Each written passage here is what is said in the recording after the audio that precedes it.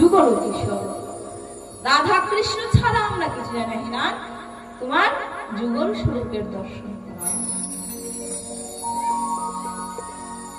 সেই বাবাজি মহারাজ যুগল স্বরূপের দর্শন পেলেন।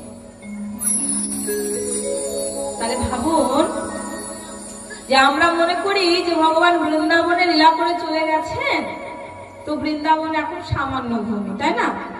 কখনোই নয়, এখনো নিত্য লীলা হচ্ছে বৃন্দাবনে। সেই বৃন্দাবন থেকে আসার পর আমরা বৃন্দাবনকে কি করে ভুলে যেতে পারি? কেন সে বৃন্দাবনে স্মৃতিগুলো মাথায় এসে চোখ দিয়ে জল পড়ছে না? কেন হৃদয়ে ব্যতীত হচ্ছে না যে কেন চলে আসলাম বৃন্দাবন থেকে? আবার কবে যাব? হে নাথ, হে শ্রীজি, হে কুণ্ডেশ্বরী, হে প্রাণাধিকা, কবে তুমি আবার ব্রজে ডাকবে? হে রাধা রানী, তুমি আমাকে ব্রজের ধুল বানিয়ে দাও, ধুলা বানিয়ে দাও, ব্রজের রজ বানিয়ে দাও। ব্রজ রোজ হয়ে থাকতে চায়, যেখানে এখনো গোবিন্দ নিত্য বিহার করছেন, নিত্য লীলা করছেন, যেখানে এখনো গোবিন্দের নিত্য নরম নরম চরণ, নরম নরম চরণ যেন এখনো গিরিরাজের পর্বতের ওপর এখনো পড়ছে, এখনো ব্রজের ধুলাই করছে, এখনো চিহ্নিত হচ্ছে ভগবানের চরণ চিহ্ন। খালি পায়ে প্রভু বিচরণ করছেন এখনো।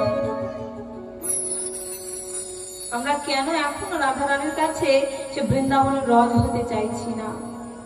বৃন্দাবনের রজ হওয়া মানে গোবিন্দের চরণ স্পর্শ করা, গোবিন্দের চরণ পাওয়া। যার জন্য বড় বড় ঋষি মহন্ত সৎ মহাত্মারা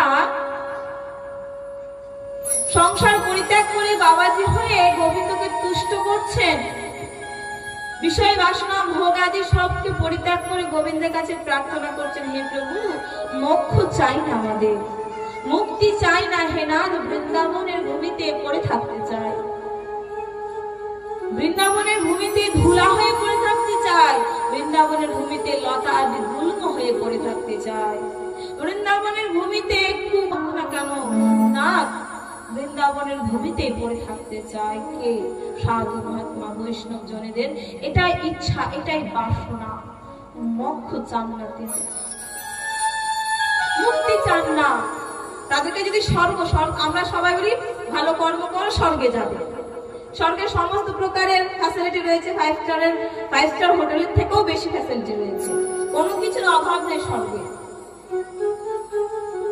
ভক্ত না স্বর্গকে কখনোই কামনা করে না। বিনা পয়সায় মানে কোনো কিছু না করে যদি ভক্ত বৈষ্ণব সাধুদেরকে যদি স্বর্গ দেওয়া হয় কিনা, তিনি কিছুতেই স্বর্গ নেবেন না। তারা স্বর্গ পছন্দ করেন না, তারা ভোগবিলাস পছন্দ করেন না।